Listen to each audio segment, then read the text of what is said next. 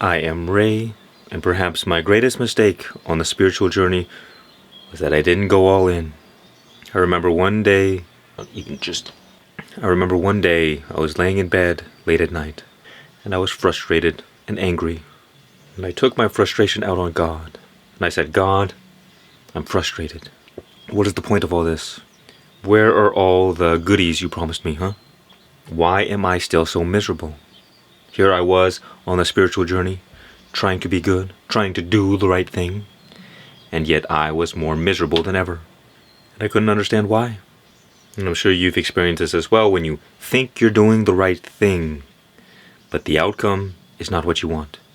Things aren't going as planned. So, we must assume that there is something that we're doing wrong, right? Wrong. Well, I realized that nothing was going wrong.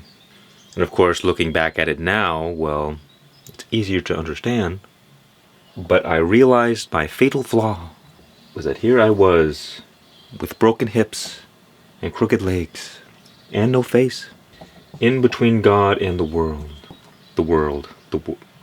And it was almost like, if you remember the story of Sodom and Gomorrah in the Bible study time, scorched earth and death approaches. When the family, I forget their names, Lot and Lot's wife or whatever, they were forced to leave Sodom because God was like, they're gonna explode and die, so you better get going. But Lot's tongue twister. But Lot's wife, she looked back at the city and she turned into a pillar of salt. And that is how I felt in that moment. I was stuck because I really just wanted my worldly desires. I really just wanted what I wanted, and I didn't care about anything else. She looked back and was like reminiscent on her old ways. There was a bit of sadness that she had to leave her old life behind, which is understandable.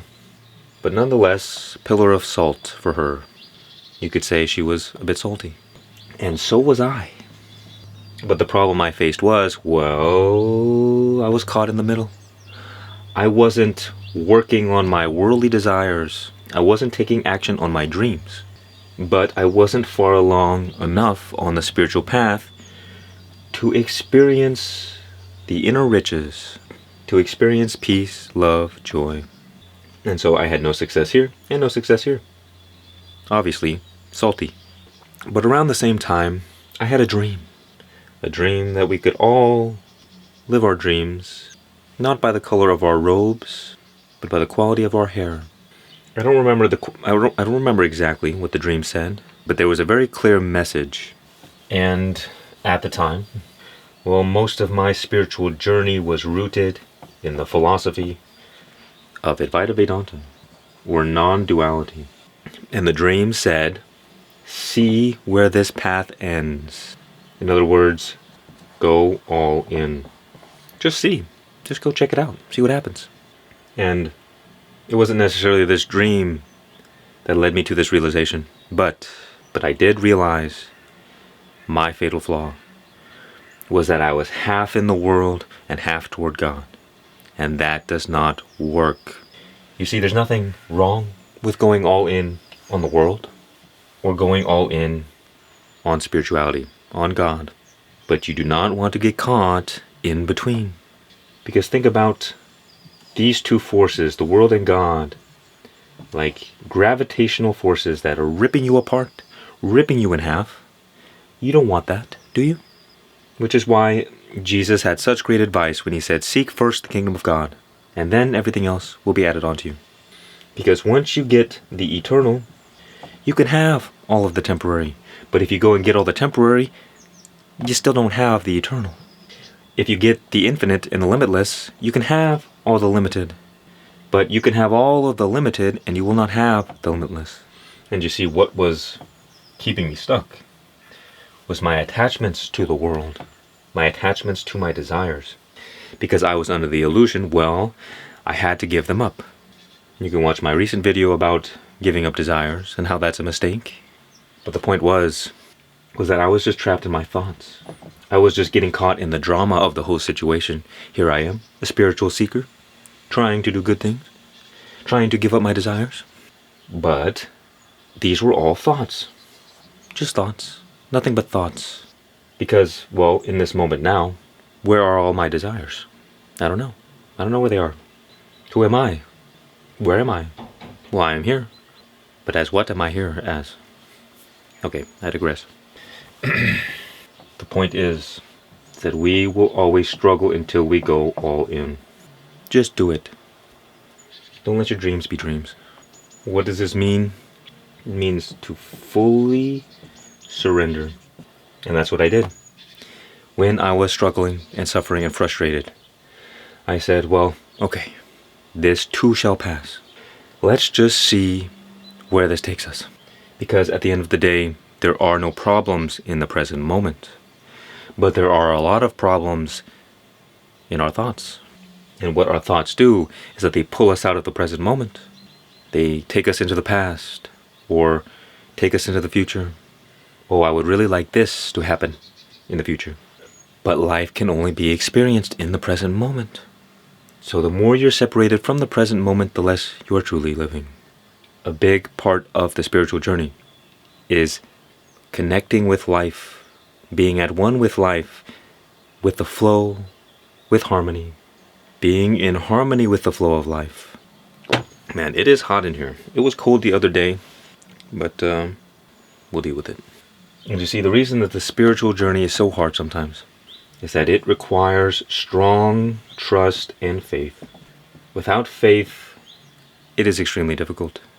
The ego, which is the part of us that has all the desires, that wants all the things, its whole game is power and control. So on the spiritual journey, this is the resistance you will face. The ego, in its very nature, does not want to give up. It does not want to surrender. So what happens is that you try to surrender, but then the ego keeps pulling you back into the world, pulling you back into desires and things like that. Keeps you in frustration. The way to actually get what you want is through surrender. Because if you think about the nature of God, God already knows everything you want, everything you desire, better than even you. But as the ego, we just want what we want, and we want it now. It's very hard for the ego to delay gratification. It's like a 2-year-old. But when we surrender to God, well, we allow God to bring us all that we desire, and more. More than we could have ever imagined. The only problem is that sometimes we have to wait, and we don't like to wait. The problem is that if we try to force reality to be the way we want it to be, it comes with all kinds of baggage. It comes with all kinds of problems. And oftentimes we can't even enjoy it anyway, because we're so caught up in our desires. But when you surrender fully to life, you become completely satisfied. You realize the present moment is all you need. Just be here now, as Ram Dass said, and you will find peace, and God can bring us all that we desire in divine timing, when the moment is right. But you see, the problem is that the more we've been living in the world, the more we've had bad experiences, difficult times, struggles, it is very hard to just let go and trust that everything is going to work out just okay. It is the truth, but we're traumatized in a way. It's like, no, if I don't do something about it, then everything is going to go bad. I have to do something, I have to do something. And so we have a difficult time of this. But the problem is, the ego, as it's trying to fix one problem, creates like 10 more.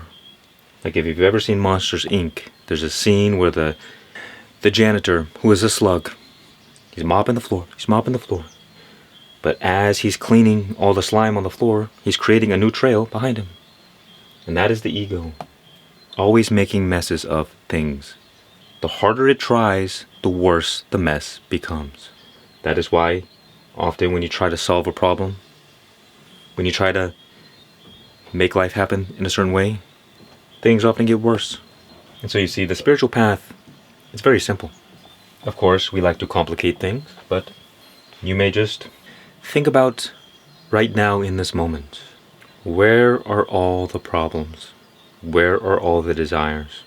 If for a moment we just empty our minds, you could say we don't even need to empty our minds because we're already empty. But let us try to discover the truth of this moment now. What is? Instead of focusing on the outer environment, focus inward on yourself. Shine your awareness onto your body and see all the things that pop up. Maybe there's some thoughts, maybe you're hungry, maybe there's some feelings. Whatever it is, just watch.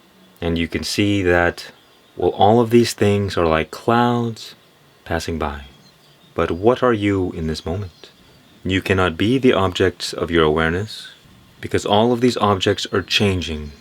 And so, for instance, if you were your thoughts, you'd be floating away with your thoughts as they come and as they go. But whatever we are is unchanging. We are like the sky in which the clouds pass through. We are the unchanging awareness behind all of our changing experiences. And in this moment now, there is emptiness, or you could say inner spaciousness. You could also say a kind of inner silence. And you see, this emptiness, this spaciousness, this silence is the default state. It's always present, it's always eternal. Just as how, right now, there's an infinite ocean of silence around us at all times. But we have simply been conditioned to pay attention to the noise. And only when we go out into the forest, where there's no noise pollution, are we made aware of the eternal silence that is always present. And so too, there is an eternal silence in you. But we have been conditioned to pay attention to the noise of our mind, our thoughts, our desires, ideas. But the trick is, if you can simply stop the habit of paying attention to the noise and pay attention to the silence, to the inner spaciousness within you, you break the habit of getting pulled all over the place by your experiences. You break the habit of being your ego, and you surrender into this space, into this silence, and there you find freedom. One helpful trick is that if you follow your breath right now, you pay attention to the in-breath, you pay attention to the out-breath, and then you pay attention to the space in between the in and out breath. Try it now. You got the in, you got the space, you got the out. Now, if you pay close attention, what you will find is that the space is actually present underneath the in-breath and the out-breath. It is only when the breath temporarily subsides is the space revealed. But if you can kind of twist your awareness a bit, you can see that the space is there underneath the in-breath and the out-breath. And this space can be synonymous with that inner spaciousness. So the first key is to awaken, to realize that this inner spaciousness is present. Because oftentimes we just don't realize that it's there. And then you could say, well, through meditation or simply through your focus, you continue paying attention to this space. And over time, you can stabilize in your natural being in this present moment now. To stabilize means to break the habit of getting pulled all over the place and build the habit of returning to this present moment now. Resting in this space that is always here for everybody. So it's not going anywhere. Don't worry. And in this space, there is great relief from suffering, from problems, from difficulties, from struggles. And so, when the ego rears its ugly head, comes to get you, when you feel resistance to life, when you experience suffering or frustration or any other kind of pain, you get the idea. You simply practice returning to this safe space and you will find relief. And the more you practice, the more you go all in resting in your natural state of being, you stabilize in the safe space and you become free from the suffering of your experiences.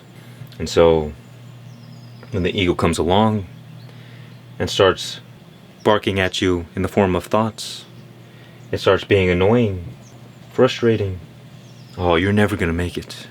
You're not being spiritual. If you don't pay attention to me, bad things are going to happen. And because we have been conditioned to listen to our thoughts, the ego grabs hold of us and feeds off our energy like a little parasite that I call the monster mind. The monster mind is the force of resistance that prevents us from finding the freedom we so desire, from making real spiritual progress on the spiritual journey. And you need this force, because otherwise then, where's the fun in that? It's just that we take our thoughts too seriously, and so it bothers us. And so we get in the habit, every time the monster mind comes to get us, we just, you can focus on the breath, and then focus on the spaces in between the breath, and then realize the space is always present. Because you see, the mind can only focus on one thing at a time. So when you're focused on this space, you're not focused on entertaining your thoughts. You can't get grabbed. And so without your attention, without you entertaining your thoughts, the monster mind has no power.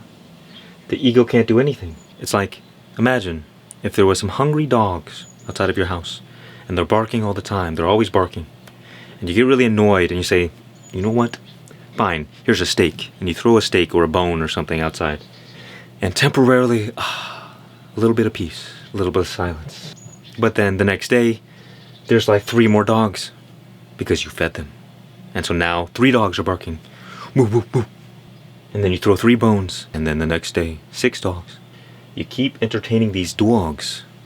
In other words, because your ego, because the mind is annoying you, it's bombarding you with negative thoughts, this or that, or desires, whatever story, because we just don't want to deal with that, we kind of get pulled into it and we entertain the thoughts.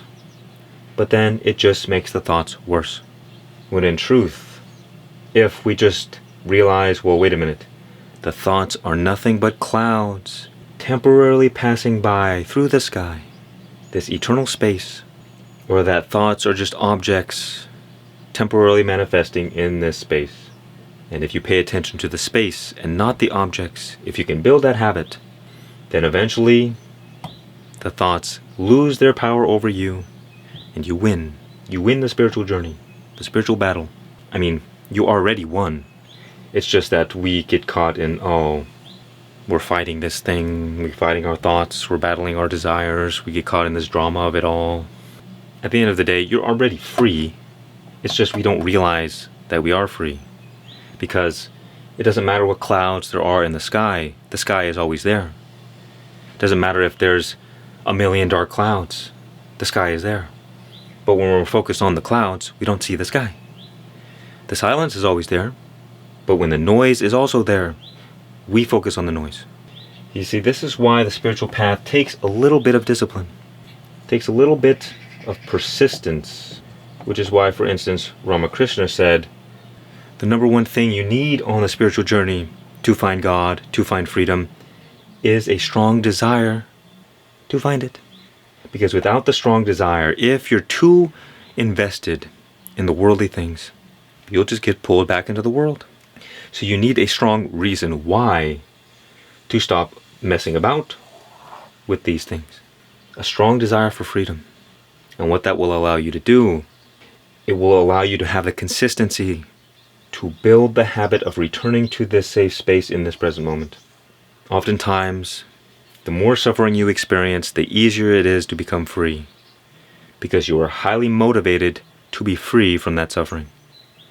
But if you're kind of half in the world and not really invested in the whole spiritual thing, if you use spirituality to just make your worldly life better, well, then you won't really get any of the inner riches. You won't really find lasting peace, love, and joy.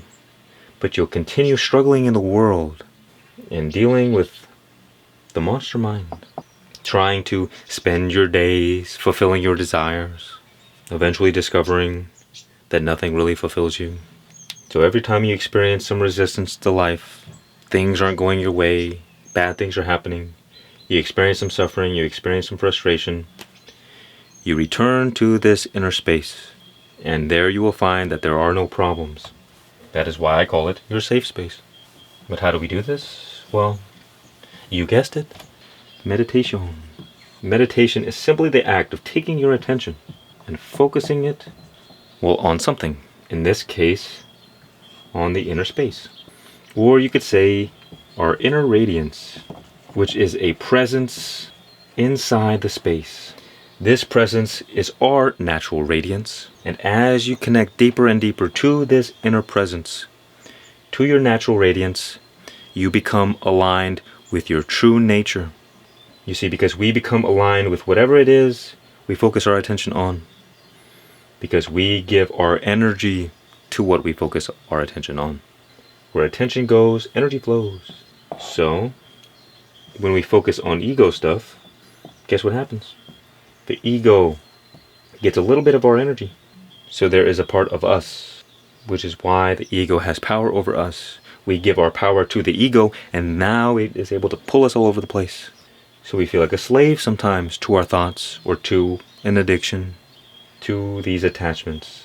But nothing can survive without your energy, because energy is the force of life. So when you take your energy away from all of these thoughts, all of the psychological drama, it begins fading away. So you don't have to fight the ego. You don't have to destroy it. You don't have to kill the ego. All that is required is you stop entertaining the thoughts. And the more you focus on this inner spaciousness, or this inner presence, the more you reserve your energy and become aligned with your true nature. The spiritual teacher Muji calls this from being a person to being presence. The difference of the quality of your life between these two ways of being is, well, night and day.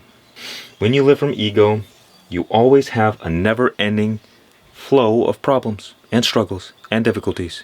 Life is not very easy. In fact, it is incredibly difficult. And when you live from presence, meaning you have habitually been able to remain in the present moment, to where this is your natural state of being, life becomes effortless. There are no problems. There are no struggles. There are no difficulties. I mean, I'm not just saying these things. This is what I've experienced. Because I know what it was like to have a never-ending stream of problems. To always be struggling and resisting life. And now I see, well, my life is the opposite now. What has changed? What has changed is that I simply stopped entertaining all of the psychological drama. Where I saw with my own eyes, with my third eye, that I was not my thoughts, that I was not my feelings, and that there is no rule book that says I have to believe a single thought that my mind says. It's all just thoughts. And so you build the habit of returning to the safe space, to your natural state of being in this present moment. Before all the thoughts, before all the stories, before all the identities. And what you find is that peace, love, and joy, and abundance are the natural state. And we become separated from our natural state of being because of our tendency to feed the ego, to entertain all of the noise of our mind. To live from presence is to be the eye of the storm, where you can have all kinds of crazy stuff happening around you, and it does not matter. You do not lose your peace. But to live from the ego means to get pulled in to the storm. And now you're struggling, now you're frustrated, now you're not having a good time. And it really just comes down to the recognition that who is the one observing these thoughts. Because if you think about it practically, anything that you observe can never be you. Because to observe something means there is an object and there's a subject. That is you. So anything that you can observe, naturally you create a space between you and the thing that you observe. And again, this opens up the safe space. Because what happens is that we have a thought. For instance, when I was getting caught in the psychological drama of, well, I'm frustrated, I'm not happy, I'm annoyed, and there was negative feelings and stuff like that. The reason that we suffer is because we identify with our thoughts. We identify with the ego and our feelings. And so what happens, because we have these negative thoughts, these negative feelings, we close this gap and we become one with our thoughts. And because the quality of the thoughts are negative, we experience negativity. We experience all the pain. This is why the Buddha told the parable of the two arrows. The first arrow in life we get hit with is the arrow from our unfavorable experiences, the pain of being in a body. But the second arrow we get hit with, we inflict upon ourselves by our reaction to the first. So if you have a negative thought, well, yes, it's uncomfortable. But there's nothing that says you have to entertain the negative thought.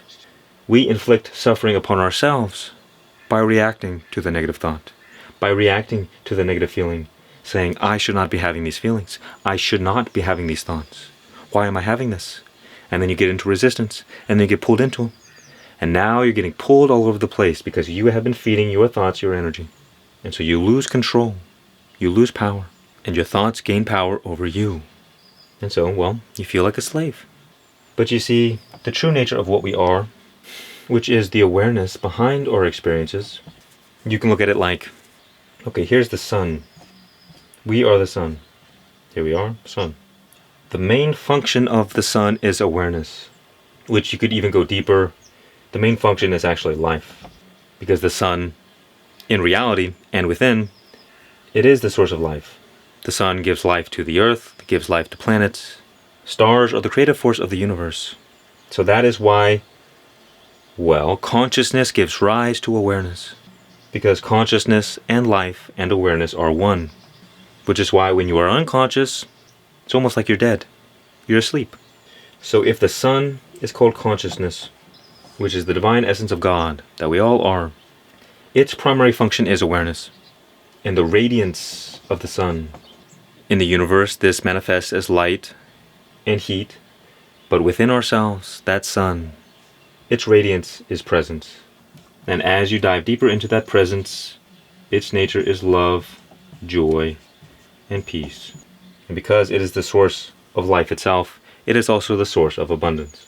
And this is your natural state. But because we are under the illusion that we are our ego, we are separated from these things. And so we think we have to go out into the world and get them. And this story was told in the Bible, in the story of Adam and Eve in the Garden of Eden.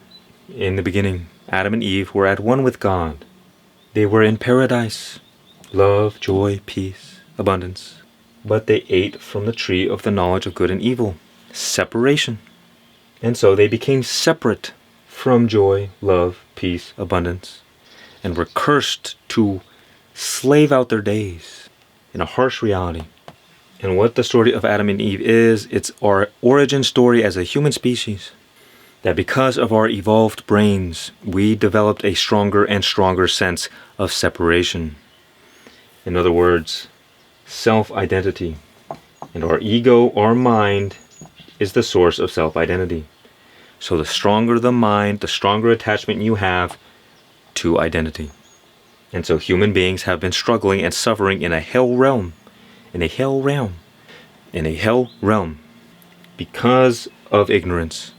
The ignorance of what? Of their true nature as consciousness. And well, how do we recognize our true nature? By realizing that we are being ignorant. In other words, the ego is an illusion. It's just a thought that we believe in. And when you actually inquire, which is why the practice of self-inquiry is so effective, you inquire to the nature of who you are. Self-inquiry is asking yourself the question, who am I? And so, again, when you observe something, you say, well, I am not that. I cannot be that. Because I am observing it. So I must be the observer. And so you come to the first-hand direct experience that, oh, wait a minute. I can observe my thoughts. I am not my thoughts. I can observe the voice inside my head. I can observe my feelings. I am not my feelings. I can observe my body. I am not my body. But you see this with your own eyes. And eventually you come to the realization that, well, you must be the subject. And as the subject, well, you cannot perceive yourself directly. And so the trick is to disidentify with the objects of your awareness. The more you realize that you are not your ego, the easier it is to return to your true nature, your natural state of being in paradise. We never left the Garden of Eden. It just got overrun with weeds and stuff. And so as the weeds, as the negative thoughts, as the ego identities, as they begin dying away, the natural beauty, the radiance of life emerges once again. And you bring forth heaven on earth, because heaven on earth is the natural state. The ego is like a big dark cloud that covers up the light of the sun. So we experience separation from this, and without the light and the warmth of the sun, the world gets shrouded in darkness, which results in suffering, depression, negativity, frustration. And so all enlightenment is the realization that, well, we are already born enlightened. We only become endarkened through our ego conditioning. And as we break the habit of being the ego, by letting go of this conditioning, how do we do that? We stop feeding it. By building the habit of returning to our natural state of being, focusing on the space, focusing on the inner presence. And as we continue to focus here, it becomes easier and easier to rest in our natural state of being, in this present moment now, forever and always. And the dark clouds dissipate, and the light of the sun can emerge once again. This is what it means to seek first the kingdom of God. You become the source of all love, joy, peace, and abundance. And because there is only one reality, the outer reality is a reflection of what is within. The deeper we connect to this source, the more our outer reality begins to reflect this change. And what I experience now, well, problems fix themselves. You can attract anything you want. You can have anything you want in life. You don't have to go and struggle your whole life away to get it. But it can come to you effortlessly because it's already yours. It's already yours. You need nothing in this world. There is nothing in this world that can give you anything that you don't already have, because you are the eternal. So you already have all that is temporary. You are the infinite, and so you already have all the things that are limited. All that is required is that we connect to our true self, first by awakening, and second, through meditation, through focus. It is nothing other than breaking the habit of always getting caught in our mind noise and building the habit of focusing on that inner spaciousness, that inner presence, focusing on the present moment and fully surrendering and letting go. And the more we practice this, the more we practice surrender, the easier it becomes. And so in the beginning, the spiritual path can be really hard because we have so many attachments, so much conditioning, but it becomes easier and easier and easier. In the beginning, we're carrying these big bag of rocks on our shoulders all the time. And day by day, we start removing the rocks. And your spiritual journey will manifest exactly the way it needs to for you. Certain attachments will be more difficult to let go. And so you will let go of the smaller attachments first. And as you let go of one rock at a time, eventually it becomes easy to just let go of all of them. And that is what it means to be free. Free from the prison of the ego. And that, my friend, is a life truly worth living. I am Ray. Visit my cool store. Much peace and many blessings. And remember, just be.